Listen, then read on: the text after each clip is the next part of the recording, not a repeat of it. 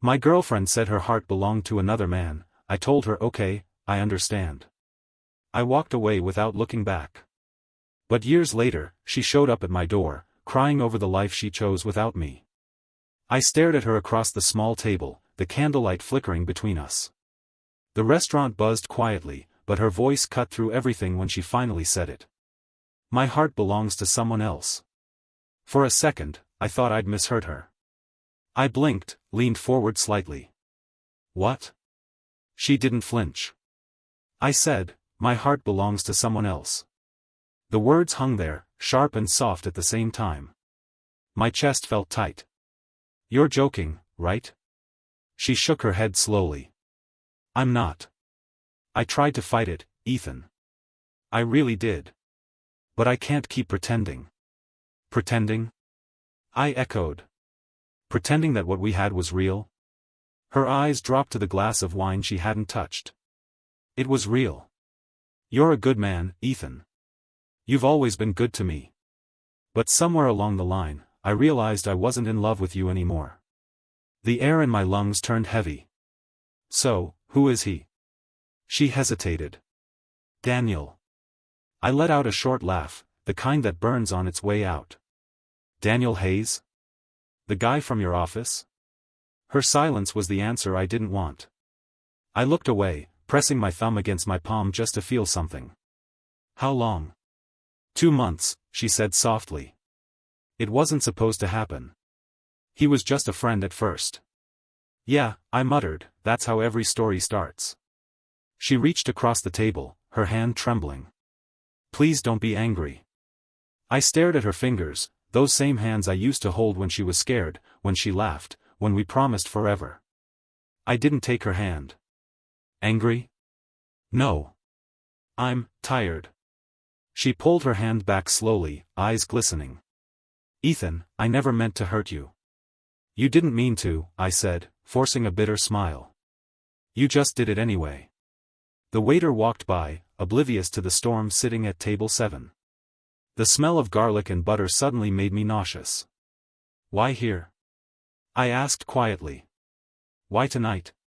Why not just tell me over text like most people do when they decide to wreck someone? I owed you honesty, she whispered.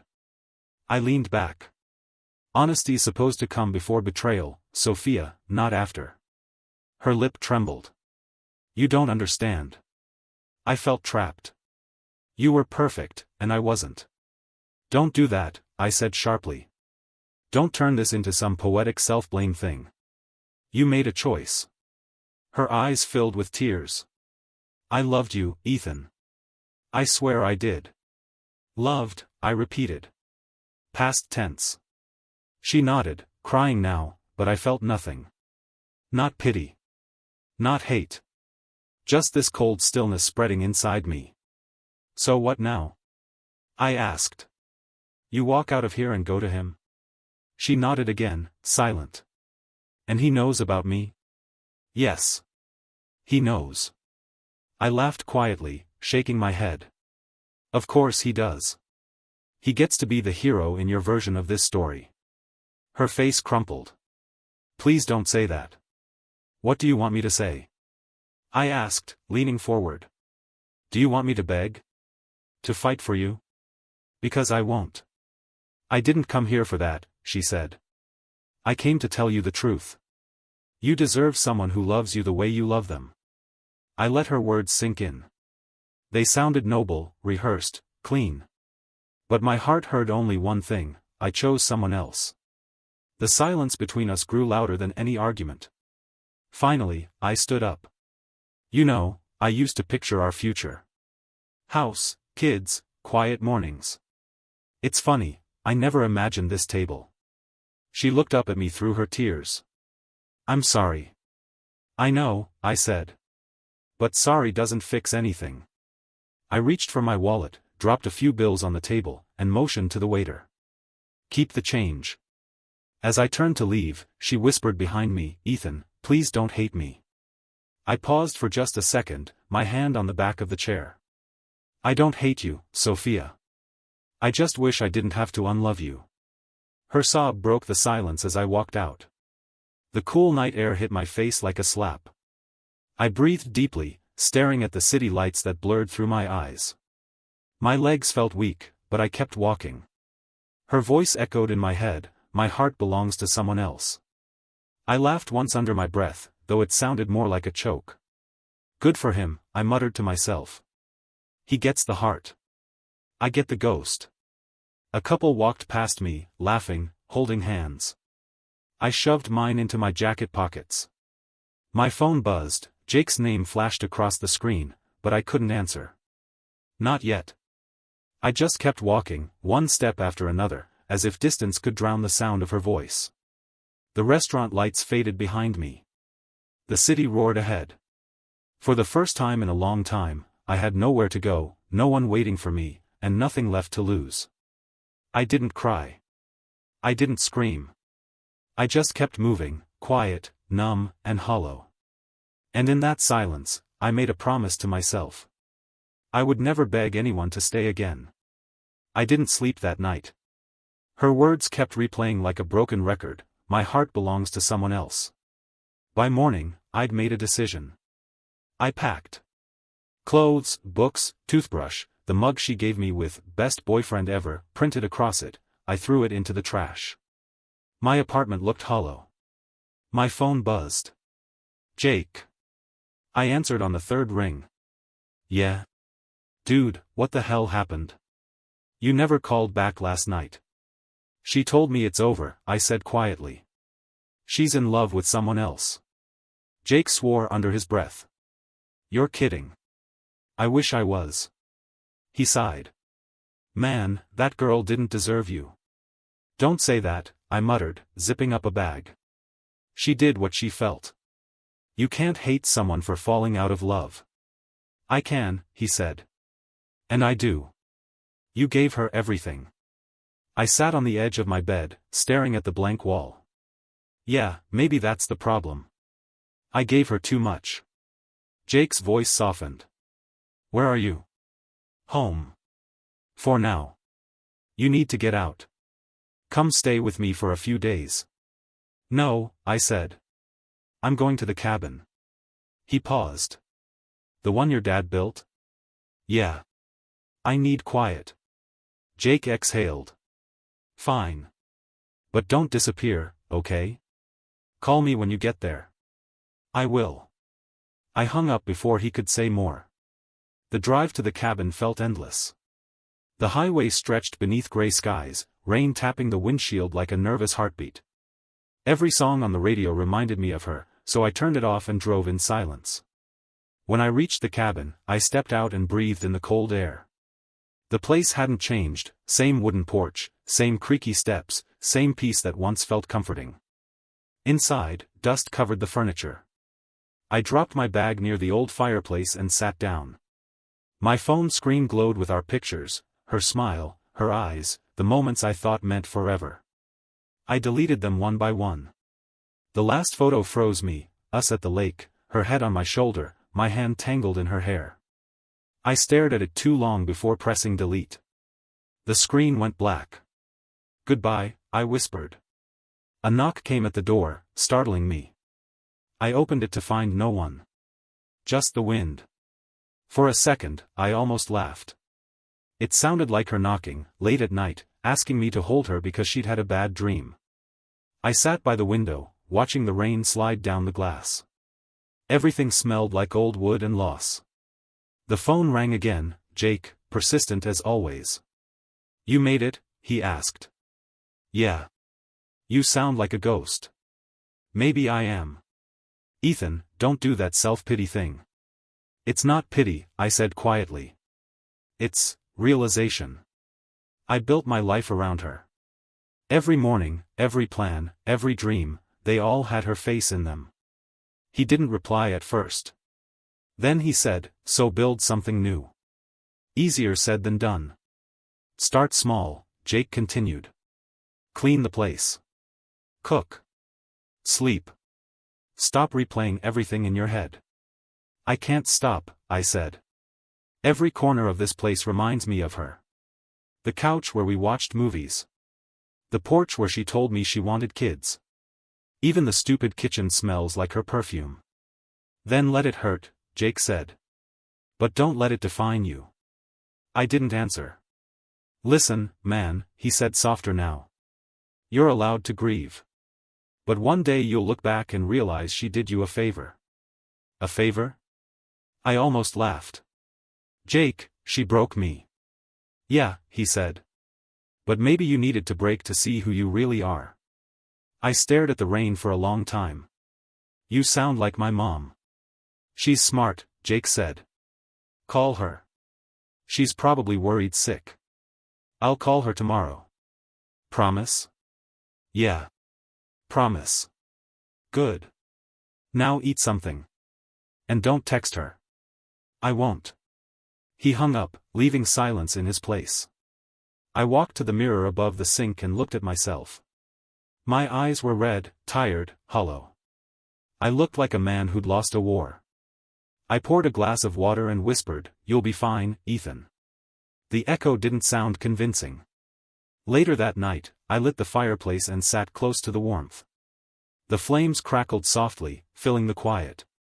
I thought of her one last time, the way she laughed, the way she leaned on me, the way she said my heart belongs to someone else. I closed my eyes and let the fire burn it all away.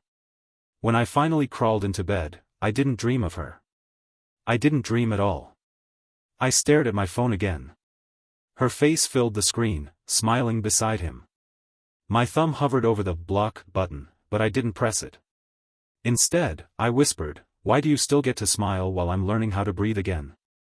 Jake's voice echoed in my head from our last call, "Stop checking her posts, man. You're feeding the wound." I ignored that advice then. I wasn't ready to stop bleeding. Scrolling again, I saw a photo, her hand in his, the same bracelet I once gave her. My chest tightened. "You kept it," I muttered. "Why would you keep it if you've moved on?" I threw my phone onto the couch. It bounced, lighting up with Jake's name. I hesitated before answering. "Yeah?" I said. "You sound like death," Jake replied. "You're still stalking her, aren't you?" Silence. "Ethan? I just wanted to see if she looks happy." "She's posting filtered happiness," he said sharply. "Don't confuse a smile for peace." "Easy for you to say," I shot back. "You're not the one who lost." "I lost you," he interrupted. "You've been gone since the breakup. You think she's worth losing everything over?" I swallowed hard. "I don't know who I am without her, Jake." "Then find out," he said. "Start small. Do one thing today that isn't about her." I stared at the wall. "Like what?" "Run. Write. Work. Anything that doesn't involve scrolling through her life." I sighed. "Fine. I'll try." That night, I opened an empty notebook. The first page stared back at me like a challenge. I wrote, "She was my routine, and now my silence has to replace her voice." The words felt strange, but freeing. So I kept going. Every page became a confession, of love, loss, guilt, and all the unsent messages I'd buried. Day after day, I wrote more. Some nights I cried between sentences, but it didn't break me anymore. It built something new, a version of me learning to stand without leaning on her memory. One morning, I stood before the mirror. My eyes were less tired. I whispered, "You're still here. That has to count for something." Weeks passed. The ache dulled but never disappeared. I filled my days with noise, gym playlists, work emails, long drives with no destination. Each small routine felt like a stitch closing the wound. At the office, Mr. Parker stopped by my desk. "Ethan, you've been consistent lately," he said. "You're handling the new project well."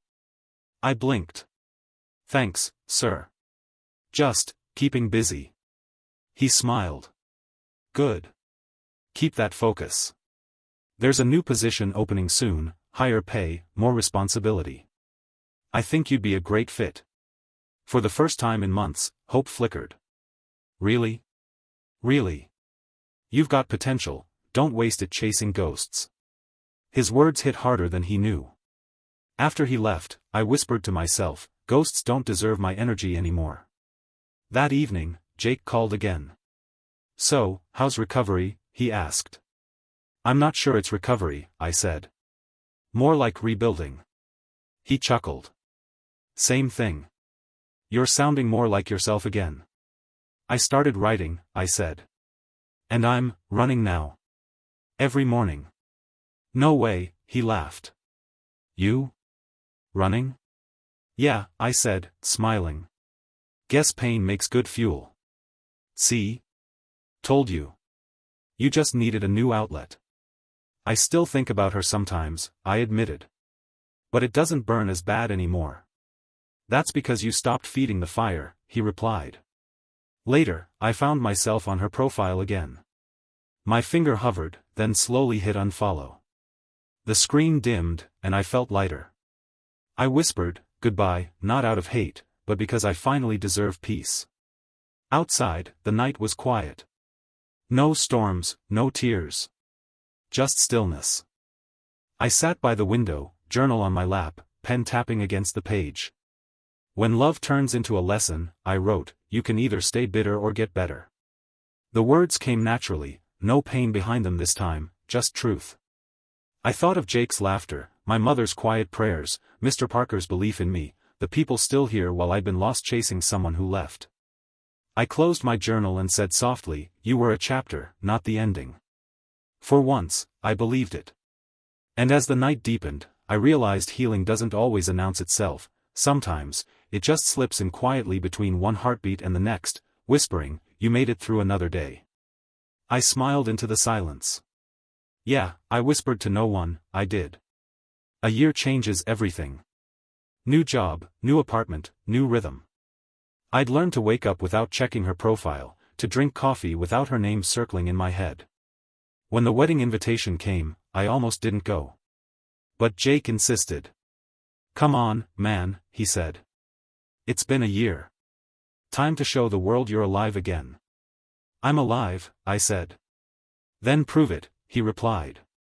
Wear a suit, eat cake, maybe even talk to a woman who isn't your ex. I laughed. You're impossible. The hall shimmered with lights, laughter, and music. I stood near the back, sipping a drink. Jake nudged me. Smile, you look like you're attending a funeral. Feels like one, I muttered. Not tonight, he said. Oh, by the way, Lila Carter's here. She asked if you'd come. Lila? You met her once, at the office event. Brown hair, kind eyes. I tried to remember. Right. She laughed at my terrible presentation joke. Jake grinned. She laughed because she liked you. Before I could reply, a soft voice said, you clean up well, Ethan. I turned. Lila stood there in a pale blue dress. Simple, calm, confident. Hey, I said awkwardly. You look beautiful. Thank you, she said, smiling. You look nervous. I'm always nervous at weddings. Why? Because everyone's pretending forever is easy. She tilted her head. Maybe forever just starts with honesty. That line hit harder than it should have. Honesty, I repeated. Yeah, that's rare. Dance with me, she asked. I don't dance. Then just walk in circles with me until it looks like dancing. I laughed. You're persistent. I'm patient, she corrected. Big difference. We stepped onto the floor. The music was slow. I moved clumsily, she didn't seem to mind. So, she said, are you seeing anyone? No. I'm seeing peace, I guess. That's better than most, she said. Peace doesn't lie. I looked at her. You're good at this. At what? Making silence comfortable. She smiled. That's a rare compliment. Before I could say more, I froze. Across the room, Sophia. She was standing beside Daniel. Her hair shorter, her smile practiced. But her eyes, distant. Jake followed my gaze and whispered, you okay? Yeah, I said quietly. Just, surprised. Lila noticed too. Is that her? Yeah. You want to leave? She asked softly. I shook my head. No. I think I need to stay. Sophia saw me. For a second, everything stopped. The music faded, the crowd blurred, and it was just us, two ghosts recognizing each other in the living world. She smiled faintly, almost apologetic. I nodded once. No anger, no ache, just acceptance. Daniel leaned toward her, whispering something. She forced a laugh, but her eyes stayed on me. There was something missing in them, something she used to have when she looked at me, light, maybe love. Jake whispered, she looks different. Yeah, I said. So do I. Lila glanced between us, then smiled gently. Sometimes moving on isn't about forgetting, she said. It's about remembering without breaking. I guess I finally learned that. The song ended. I thanked Lila and stepped outside for air. The night was cool, quiet. The stars looked indifferent, the way they always did. Sophia appeared behind me. Ethan, she said softly. I turned. Hi. You look good. Thanks. You too. A pause. I didn't think you'd come, she said. Neither did I. She looked down. I heard about your promotion. Yeah. New job, new place.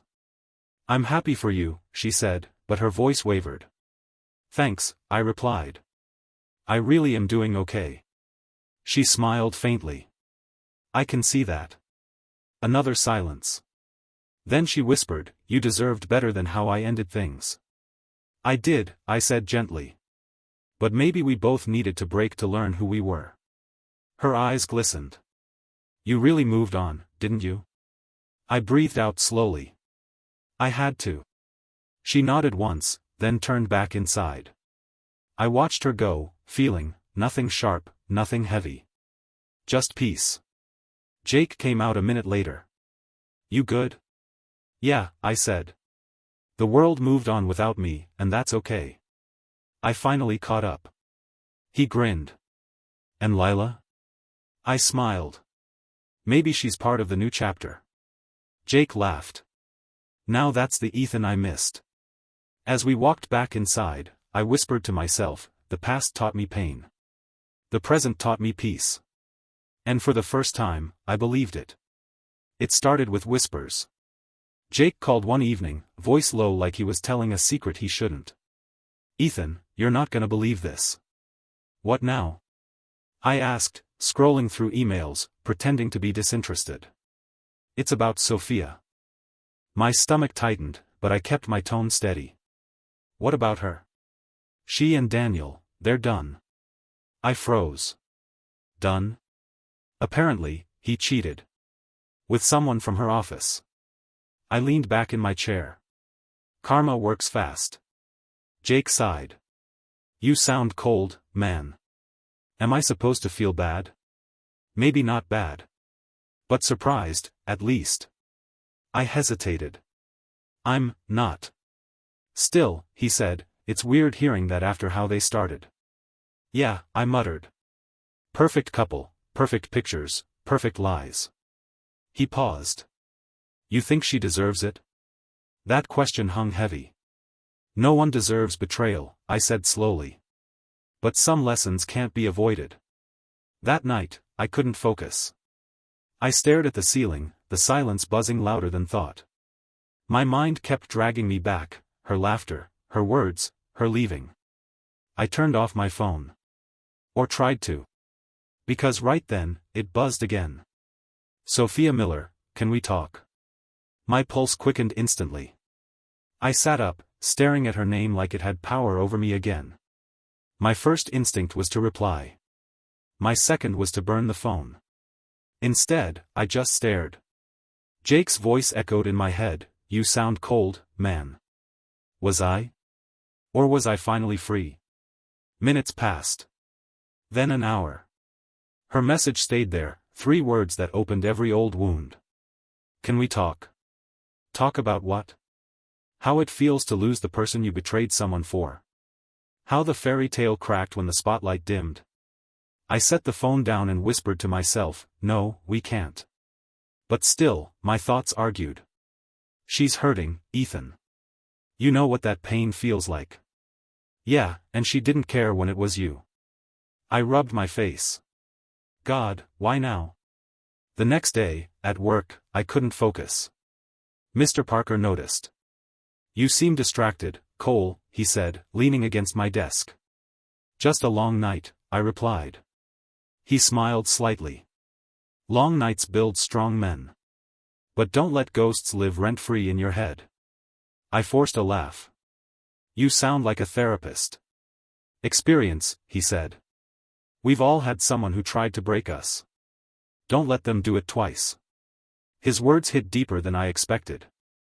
Yeah, I said quietly. I won't. Later that evening, Jake called again. So, did she text you? I hesitated. Yeah. And? I didn't reply. He exhaled loudly. Good. That's growth. Feels like restraint, I said. Part of me wants to see how she's doing. That's the same part that used to check if she posted new selfies at 3 a.m. Don't feed it. I laughed softly. You make it sound pathetic. It was, he said bluntly. You've come too far to turn back. Maybe, I murmured. But empathy isn't weakness. No, he agreed. But reopening old wounds just to prove you care, that is. His words lingered long after the call ended. I poured a drink and sat by the window. The city lights blurred through the glass like moving stars. Somewhere out there, she was probably crying into the same kind of silence I once drowned in. And I hated that a part of me understood it. I know what it feels like, Sophia, I whispered. The emptiness. The noise in your head that won't stop. But I also remembered the restaurant. Her calm tone. My heart belongs to someone else. The way my chest burned while she walked away. The silence that followed for months. I clenched the glass tighter. No, not again. At midnight, my phone buzzed again. Sophia, I just need someone to talk to. Please. I stared at it, heart thudding. My thumb hovered over the screen. Ethan, just one message, the weak part of me said. You can be kind without being foolish. But then the stronger part whispered back, you owe her nothing. I opened a new note instead and started typing. You broke me once. I rebuilt myself without you. I'm not that man anymore. Then I deleted it. I didn't need to send anything. Silence could say everything. The next morning, Jake texted, she's been quiet online. You reply? No. Proud of you, man. Karma's got its own timing. Yeah. And maybe this time, it's not about revenge. Maybe it's about release. He sent a thumbs up emoji. I stared out the window, sunlight spilling over my desk. For the first time, I didn't feel the ache. Just peace. Sophia's world was cracking. Mine was finally steady. And I realized, karma wasn't cruel. It was patient. It waited until I was strong enough to watch without bitterness. I turned my phone face down and whispered, some lessons aren't meant to be shared. And for once, I let silence answer for me. The knock came just after midnight. 3 soft taps, hesitant, almost scared. I frowned, setting my book aside. Who the hell knocks at this hour? I muttered, walking to the door. When I opened it, the world stopped for a second. Sophia? She stood there, pale, hair tangled, eyes swollen red. The woman who once glowed now looked like someone life had chewed up and spat out. Hi, Ethan, she whispered. For a heartbeat, I said nothing. I just stared, waiting for my pulse to slow. It's been, what, 2 years? Yeah, she said softly. Can I come in? I hesitated. My chest tightened, but I stepped aside. Sure. She walked in like she didn't belong anymore. Her eyes darted around the apartment, the walls, the couch, the photos. You changed everything. People change, I said. Her lip trembled. You look different. Stronger. Guess I had to be. We sat across from each other. The silence stretched like a rope between us, tight and waiting to snap. She looked down at her hands. I didn't know where else to go. I leaned back. You could have gone anywhere, Sophia. Why here? Because, she swallowed hard, you were the only one who ever really cared. I let out a humorless laugh. Didn't seem that way when you left. I know, she whispered. I was stupid. I thought I was chasing happiness. And did you find it? Her eyes filled instantly. No. I sighed. Daniel? She nodded, voice breaking. He's married. To someone else. The words didn't sting. They didn't even surprise me. They just existed. I'm sorry, she said. You don't owe me anything, but I needed to see you. To say what, Sophia? That I made a mistake, she whispered. You were good to me. You were home. For a moment, I just watched her, the same lips that once said my heart belongs to someone else now trembling with regret. I spoke quietly. You broke me. You walked away like I didn't matter. Tears rolled down her cheeks. I thought he loved me. People always think that until they realize love isn't built on excitement, I said. It's built on trust. She looked up, desperate. Ethan, I can't sleep. I keep replaying that night. The way you looked at me, calm, like I didn't destroy you. You did, I said softly. I just didn't let you see it. Her voice cracked. I wanted to come back so many times, but I was ashamed. Then why now? Because I saw your face at that wedding last year, she said. You looked happy. I wanted to be part of that peace. I shook my head slowly. Peace doesn't come from going back. It comes from letting go. She covered her face, crying quietly. I don't expect forgiveness. I just wanted you to know I regret it every single day. I let her cry. I didn't move to comfort her this time. When she finally looked up, her eyes searched mine. You don't hate me? I thought for a moment. No. I don't have room for hate anymore. She blinked, surprised. You're really over it? I had to be, I said. If I wasn't, I'd still be waiting for you to come back. Her hands twisted in her lap. And now that I did. I smiled faintly. Now I realize I didn't need you to. She flinched at that. You've changed, Ethan. Change is what happens when you stop bleeding and start healing. The clock ticked loudly. She glanced at the door, then at me. I don't know where to go tonight. You'll figure it out, I said gently. You always do. She hesitated. Can I stay for a while? Just talk. I exhaled, running a hand through my hair. Talking won't change the past. I know, she said quickly. But maybe it can change how we remember it. I looked at her, this version of her, fragile and small, so far from the girl I once built my world around. Okay, I said finally. Talk. For the next hour, she spoke, about Daniel, the lies, the emptiness, the constant comparisons. I kept trying to prove I was worth choosing, she said. But he never looked at me the way you did. And how did I look at you? I asked quietly. Like I was the only thing that mattered, she whispered. I nodded slowly.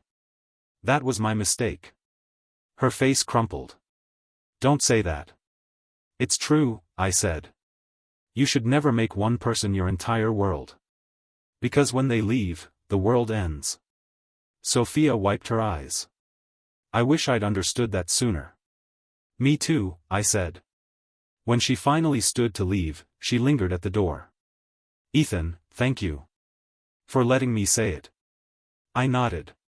Take care of yourself, Sophia. She smiled weakly. You really aren't angry anymore, are you? I met her eyes. Anger keeps people tied together. I let that go a long time ago. She stepped closer, like she might hug me, but stopped. Goodbye, Ethan. Goodbye. The door closed softly behind her.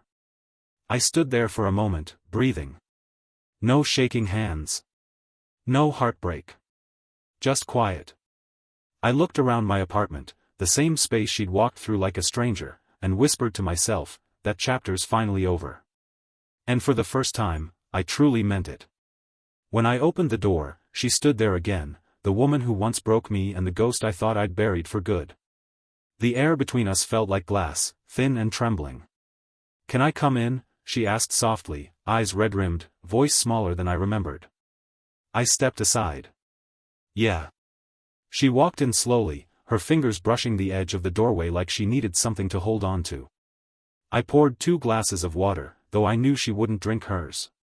"You still drink water before talking," she said, a faint, sad smile tugging at her lips.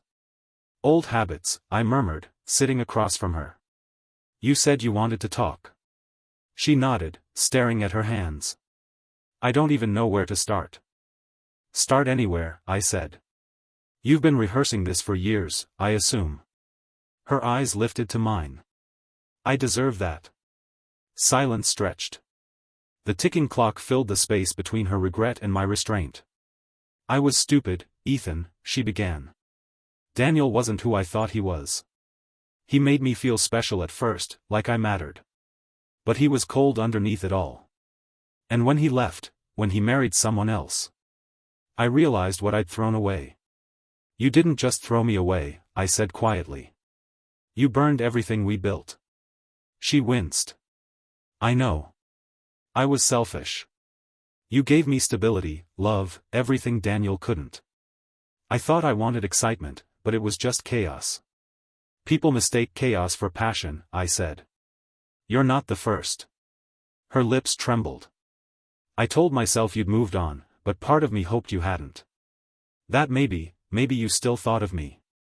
"I did," I admitted. "For a long time. Every night, every morning, I thought about what I did wrong. But eventually, I stopped asking why you left. I started asking why I let it break me." Her breath hitched. "You stopped loving me?" I nodded slowly. "I stopped needing you."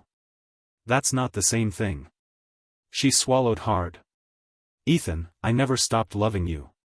I swear to God, I didn't." I leaned back. "You loved me enough to destroy me?" Tears spilled down her cheeks. I was lost.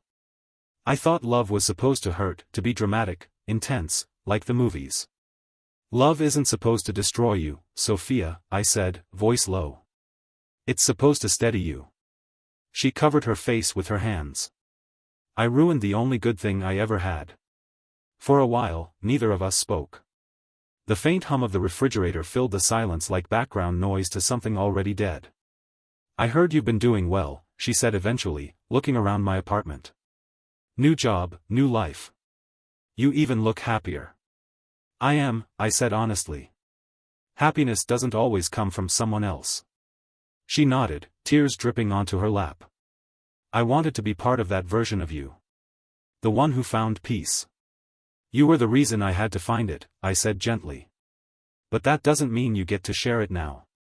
Her face crumpled. "You hate me." I shook my head. "I don't. Hate takes energy. I let that go a long time ago." "Then what do you feel?" she whispered. "Gratitude," I said after a moment. "You taught me what love shouldn't be." Her sob broke the quiet. "That hurts more than if you'd yelled at me." "I know." She wiped her eyes. "Do you think you can ever forgive me?"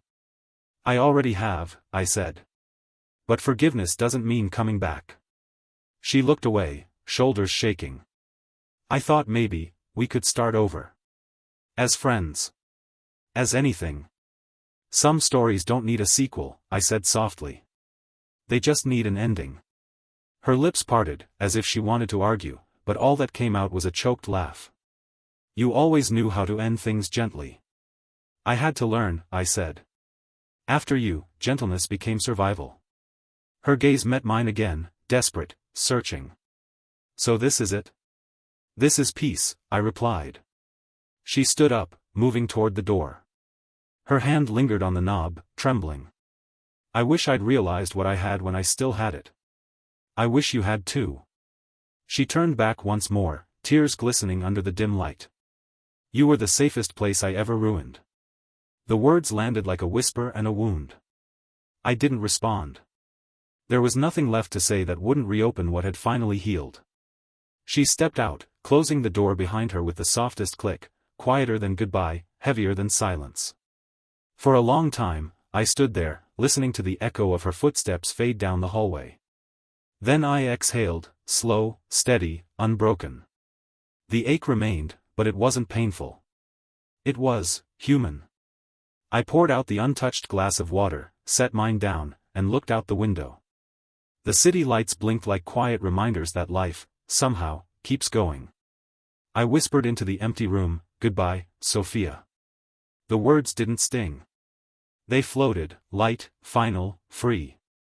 And for the first time in years, I felt whole. The door closed softly behind her, but the silence that followed was deafening. I stood there, staring at the grain of the wood, half expecting her to knock again. She didn't. Instead, the sound of rain began to patter against the window, hesitant at first, then steady, like the sky itself had decided to cry for her. I walked to the window. Through the blur of rain, I saw her figure dissolve into the darkness. Her footsteps faded, swallowed by the night and the storm. For the first time, I didn't feel broken watching her go. I just felt still. She's gone, I whispered to myself. And that's okay. The word surprised me. They didn't sting. They felt earned. I sat on the couch and reached for my old leather journal, the one that had carried my pain for years. I flipped through pages filled with anger, questions, and long, sleepless confessions. Tonight, I wrote something different. Sometimes, walking away is the loudest revenge. I set the pen down, read the line again, and smiled faintly. For once, I didn't need to rewrite it. The rain kept falling, rhythmic and calm. I leaned back, letting the quiet sink in. My reflection in the window didn't look like the man she left. My shoulders weren't weighed down. My eyes didn't hold the same desperation. I whispered, "You did it, Ethan. You made it out." Months passed. The days felt lighter now, mornings no longer carried the heaviness of what-ifs. My apartment, once filled with echoes of her voice, now hummed with soft music and laughter from friends. Healing didn't happen all at once, it happened in small, ordinary moments, a morning coffee, a good book, a deep breath that didn't hurt. One afternoon, I ran into Lila again. I was at a local bookstore, thumbing through a travel section I never used to visit. "Ethan?" Her voice made me turn. She was standing by the poetry shelf, holding a cup of coffee, wearing that easy smile that seemed to belong in sunlight. "Lila," I said, smiling back. "Hey." "Hey yourself," she said. "It's been a while." "Almost a year, I think," I said. "You still doing photography?" "Always," she replied, her eyes bright. "I actually opened a small studio downtown. You should visit sometime. I could use a model who knows how to look thoughtful." I laughed. "You mean someone who looks like he's been through a hurricane and survived?" She chuckled. "Something like that." We found ourselves sitting at a cafe across the street, talking about everything and nothing. She asked how I'd been, and for the first time in years, I didn't have to fake my answer. "I'm good," I said. "Really good." Her brow lifted slightly, teasing. "You sound surprised." "I am," I admitted. "It took a long time to get here." She nodded slowly. "Healing always does. But it looks good on you." There was something kind in her tone, not pity, not curiosity. Just understanding. It was the kind of warmth that didn't demand anything in return. We talked for hours. About books, travel, and the way both of us had learned to find peace in solitude. There were moments her laughter caught me off guard, moments that felt effortless. I didn't feel the need to compare her to anyone. When she stood to leave, she smiled softly. "Don't disappear again." I grinned. "No promises. But I'll try." "Good," she said. "Because I think the world could use more people like you, calm, kind, maybe even a little mysterious." "Mysterious?" I laughed. "That's new." She winked. "Then keep it." As she walked away, the sunlight caught her hair, and for a brief moment, I realized something. I wasn't afraid to care again. That night, I sat by the window once more. The rain had returned, soft and slow, tapping against the glass like an old friend. I opened my journal again. Healing isn't forgetting. It's remembering without pain. I paused, then added another line. Sometimes, life doesn't give second chances, it gives new ones. The words felt right. I closed the journal and leaned back, feeling the peace settle inside me like a deep breath after years of holding it in.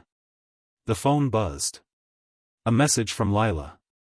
Next time, you're buying the coffee. I smiled. Deal. I looked out the window again. The city lights shimmered in the rain, alive and restless. I realized I wasn't looking for closure anymore. I had found it, in myself. The past no longer defined me, it had refined me. Sophia's ghost no longer haunted the edges of my thoughts. Instead, she existed as a lesson, one that had shaped me, not scarred me. For the first time, I didn't feel like the man who'd been left behind. I felt like the man who had learned to let go. I whispered to the quiet, "Thank you for breaking me. Because it's the only reason I learned how to rebuild." Then I laughed softly, not bitterly, just, free. The rain slowed, and somewhere in the distance, dawn began to rise. I closed my eyes, feeling the faint warmth of morning light against my skin. The man I became was worth everything it took to get here. The morning started like any other, quiet, slow, peaceful. I was making coffee when I noticed the small brown envelope sitting on the windowsill. No name. No note. Just, there. For a second, I thought I was imagining it. But the handwriting on the corner, that soft, looping cursive, I'd know it anywhere. Sophia. My breath caught. I stared at it for a long moment before picking it up. Jake's voice echoed in my head, "If she ever reaches out again, don't open the door. Don't open old wounds." But this wasn't a knock. It was a whisper from the past. I tore the seal slowly. Inside was a folded piece of paper and a photograph, the one we took at the cabin years ago. She was laughing, sunlight tangled in her hair, and my arm was wrapped around her waist. For a moment, the air felt heavier. Then I unfolded the note. "You were the right one, but I chose wrong." That was it. One line. No explanations. No apologies. Just truth, raw, small, and devastatingly simple. I sank into the chair, staring at those words until they blurred.